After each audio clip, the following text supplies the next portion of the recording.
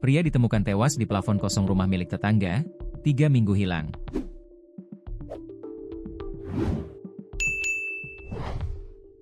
Seorang pria bernama Gandi Raja Pratama Siregar, 36, warga Gang Manggis, Desa Tembung, Kecamatan Percut Sei Tuan, Kabupaten Deli Serdang ditemukan tewas memprihatinkan.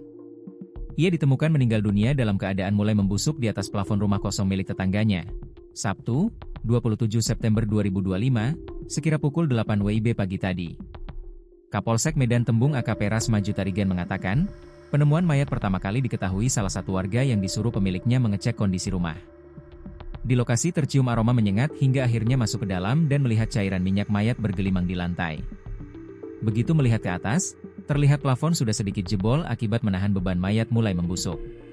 Korban sudah dalam keadaan meninggal dunia dengan posisi berada di atas asbes dan membusuk, kata Kapolsek Medan Tembung AKP Maju Tarigan, Sabtu, 27 September 2025. Pihak kepolisian, begitu menerima laporan langsung ke lokasi melakukan pemeriksaan dan menurunkan mayat. Hasil pemeriksaan sementara, tidak ditemukan tanda-tanda bekas kekerasan. Dugaan sementara, Gandi tewas akibat tersengat arus listrik ketika hendak mencuri arus dari rumah tersebut. Kini mayat sudah diserahkan kepada keluarganya guna dimakamkan. Diduga korban berada di atas asbes untuk mencuri arus listrik, sehingga korban tersengat arus dan meninggal dunia.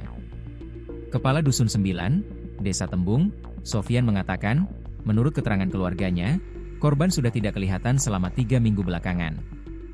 Namun keluarganya juga tidak pernah melapor ke polisi soal hilangnya Gandi selama 3 pekan. Melapor gak ada. Namun kata warga, sudah 3 minggu dia gak nampak.